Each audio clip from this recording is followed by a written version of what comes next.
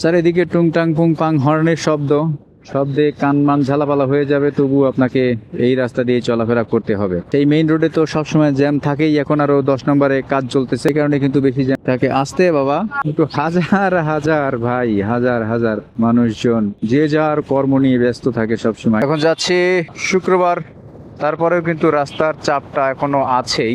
ঢাকা শহর যারে বলছে আর কি, এই যে অটোরিকশা, বারবারই একটা কথাই বলি প্রত্যেকটা ভিডিওতে, অটোরিকশা হয়তো আপনারা রাগারাগি করেন বা বলতে পারেন যে ভাই অটোরিকশা নিয়ে আপনার সমস্যা কি। ভাই যারা আসলে ঢাকা শহরে বাইক গুলা চালায় তারা বুঝে বা জানে অটোরিকশার জ্বালা যন্ত্রণাটা কি জিনিস। এই অটোরিকশার কারণে সব থেকে বেশি অ্যাক্সিডেন্ট। তাই অটোরিকশাটা ঢাকা শহরে না থাকলেই আমার মনে হয় যে সবাই শান্তিতে থাকতে পারবে। শুধুমাত্র এই অটোরিকশার কারণে কিন্তু এই যানজট গুলা বেঁধেছে দেখেন। এবং সামনে একটু ফাঁকাও হয়তো বা পাবো আমরা। যাই হোক, আজকে রাতে আর্জেন্টিনার খেলা আছে, মানে এমন একটা অবস্থা করতেছে অটোরিকশাওয়ালারা, যেটাকে যদি ধরি সেটাও দোষ, আবার যদি আমরা না ধরি তাহলে সেটাও দোষ হবে। তো আমার মনে হয় যে ধরাই উত্তম। এই যে আমরা ড্রাইভিং লাইসেন্স করেছি, বাইক কিনেছি, সরকারকে ট্যাক্স দিচ্ছি, এত কিছুর পরেও যখন আমরা রাস্তায় বাইক নিয়ে বের হই, হামলাটা কিন্তু সর্বপ্রথম আমাদেরই হয়। পুলিশে ধরলে, কাগজে যদি কোনো রকম সমস্যা থাকে, ডেট ফেল থাকে, তাহলে কিন্তু মামলাগুলো আমাদেরকে খেতে হয়। এই যে অটোরিকশা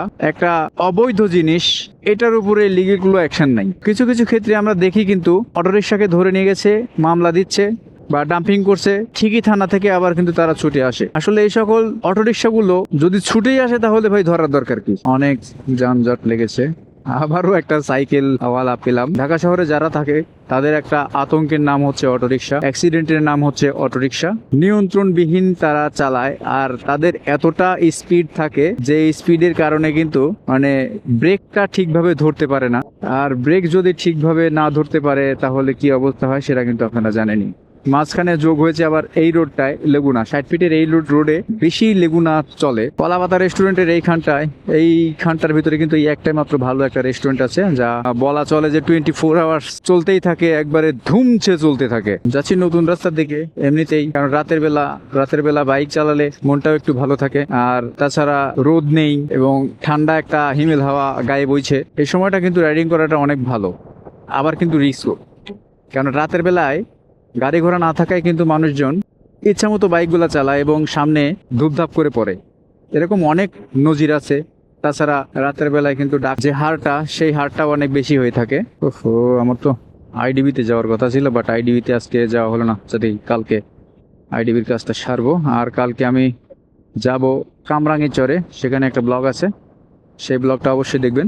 এই পাশ দিয়ে যাবো নাকি এই পাশ দিয়ে? আচ্ছা, এই পাশটা দিয়ে একটু বের হই, কারণ এখন কিন্তু আমি কোনো কাগজপত্র সঙ্গে নিয়ে আসি নাই, কারণ আমার বাসার সাথেই, এই কারণে কিন্তু কাগজপত্র কোনো কিছু সামনে মানে সঙ্গে নিয়ে আসি নাই।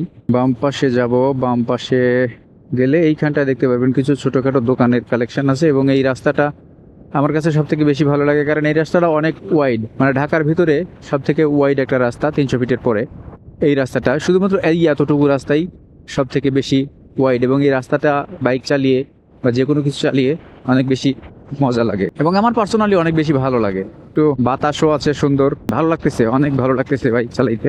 এবং শুক্রবার এবং শনিবারে ওই পাশটায় অনেক দোকানপাট বসে, যদিও সব সপ্তাহে প্রত্যেক দিনই দোকানপাট বসে, কিন্তু শুক্রবার এবং শনিবার অনেক বেশি বসে। এটা হচ্ছে সাপ্তাহিক ছুটি, শুক্র এবং শনিবার সাপ্তাহিক ছুটি। এই সাপ্তাহিক ছুটির কারণে কিন্তু এগুলা আরো বেশি বসে, ভালো লাগে।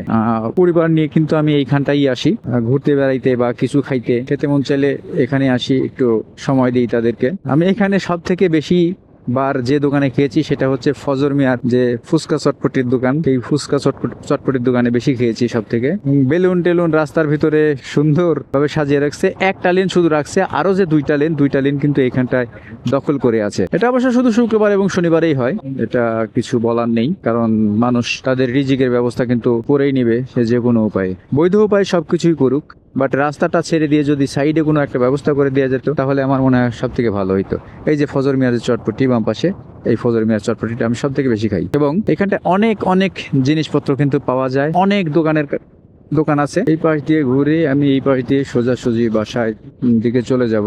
কারণ ভোর 4টায় আর্জেন্টিনার খেলা আছে এবং এইখানটায় যে ছোট্ট একটা স্পেস আছে, এই স্পেসটাতে কিন্তু বাচ্চারা খেলাধুলা করে। আমার বাচ্চাদেরকেও মাঝে মাঝে আমি নিয়ে আসতাম, তো তারাও খেলাধুলা করতো, ভালো লাগতো। আসলে ঢাকার ভিতরে থেকে যে এত কাছে, যেহেতু আমি মিরপুরে থাকি, মিরপুর 60 ফিটে থাকি, থেকে এটা নতুন রাস্তা, এটা কিন্তু অনেকটাই কাছে, পরিবেশটাও ভালো লাগে, আবহাওয়াটাও ভালো থাকে, এই কারণেই কিন্তু এইখানটাতে আসা এবং এসে পরিবার পরিজন নিয়ে একটু ভালো সময় কাটানো। এখানে কিন্তু রাস্তাটা কেটেছে, যারা আসবেন 300 ফিটে হুটহাট করে আসবে না, দেখেন রাস্তা পুরোটা কেটে ফেলেছে।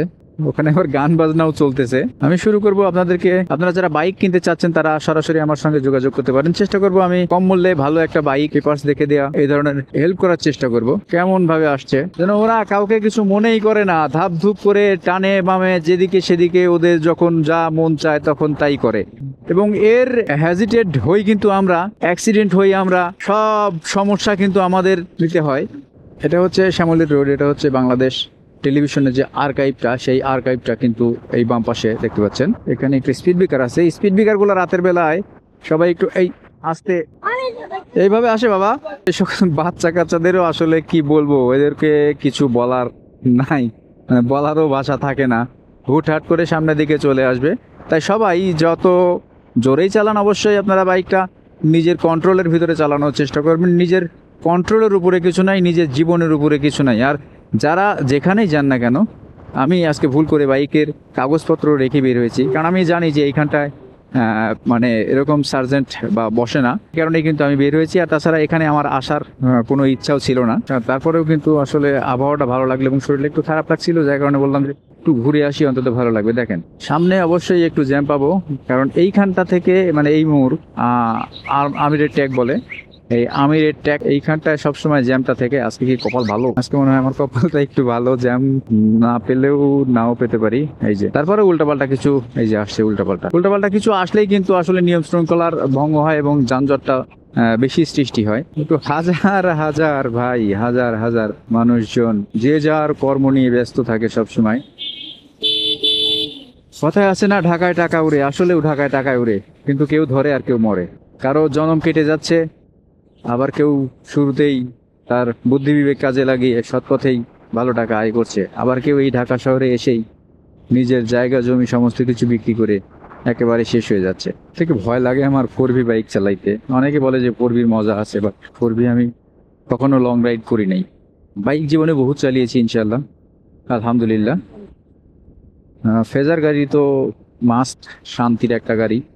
তো যারা কম বাজেটের ভিতরে বাইক কিনবেন তারা আমার সাথে যোগাযোগ করতে পারেন, আমি চেষ্টা করব ভালো একটা বাইক কম দামের ভিতরে নিয়ে দেওয়ার জন্য। এই যে এইখানটায় কিন্তু বাইকের দোকান আছে, মানে ঢাকা শহরের অলিতে গলিতে বাইকের দোকানের অভাব নেই, কিন্তু আপনাকে বুঝে শুনে কিনতে হবে ভাই, বুঝে শুনে পা ফেলতে হবে। এইখানটাই তো বেশি, সব থেকে বেশি জ্যাম লাগে। আগে এই রাস্তাটা সব থেকে বেশি ফাঁকা ছিল, এখন সব থেকে বেশি এই রাস্তাটাতে জ্যাম লাগে। চারিদিকে টুংটাং পুং পাং হর্নের শব্দে কান মান ঝালাপালা হয়ে যাবে, তবু আপনাকে এই রাস্তা দিয়ে চলাফেরা করতে হবে। কারণ আগারগা থেকে মেইন রোড একটা আছে 10 নম্বরের দিকে, সেই মেইন রোডে তো সবসময় জ্যাম থাকেই। এখন আরো 10 নম্বরে কাজ চলতেছে, এই কারণে কিন্তু বেশি জ্যাম থাকে। আসতে বাবা, বেশি জ্যাম থাকে। আর এই রাস্তার এইখানটায় বর্তমান সময়ে সব থেকে বেশি জ্যাম থাকে, কারণ এইখান দিয়ে একটা বাইপাস রোড বের হয়েছে, বারেক মোল্লার মোড় থেকে বামে একটা, ডানে একটা, 1 নাম্বার যাওয়ার জন্য। 1 নাম্বার যাওয়ার জন্য কিন্তু আরও একটা রোড আছে, সেই রোডটা কিন্তু আমরা সকালে যে ভিডিও করেছিলাম সেই ভিডিওতে, সকালে না বিকেলে যে ভিডিওটা দিয়েছিলাম সেই ভিডিওতে কিন্তু আপনারা দেখতেই পেয়েছেন। আসলে খালি চোখে আমরা যা দেখি না সেটা ভালো লাগে না, কিন্তু যখন আমরা এই ভিডিও আকারে দেখি তখন কিন্তু আমাদের সত্যিই অনেক বেশি ভালো লাগে।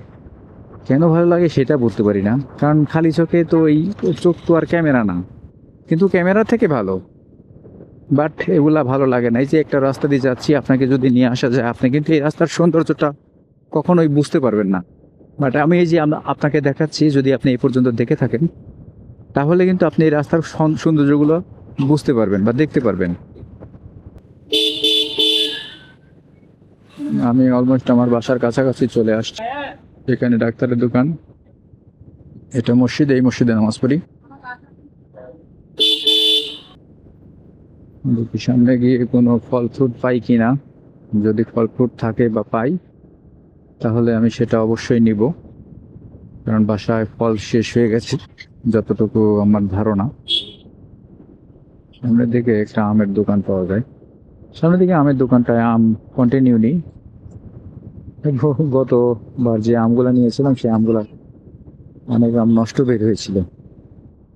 আচ্ছা, আজকে নেই নেই নেই, আজকে আম নেই। ঘুরে ফেলি, আম পাইলাম না, কাম হইলো না। আপনারা কে, কারা, কে কোথায় থেকে আমাদের এই ভিডিওগুলো, আমার এই ভিডিওগুলো দেখেন, অবশ্যই একটু কমেন্ট করবেন কোন কোন জেলার মানুষ আপনারা মোটোব্লগ পছন্দ করেন। এটাই আমার বাসার গেট, আমি অলরেডি চলে এসেছি বাসার গেট পর্যন্ত। আজকে আর বের হব না, কারণ কালকে যাব আমি পুরান ঢাকাতে কামরাঙ্গীর চরে, সেখানে ভিডিও আছে। আজকের মতো আল্লাহ হাফেজ।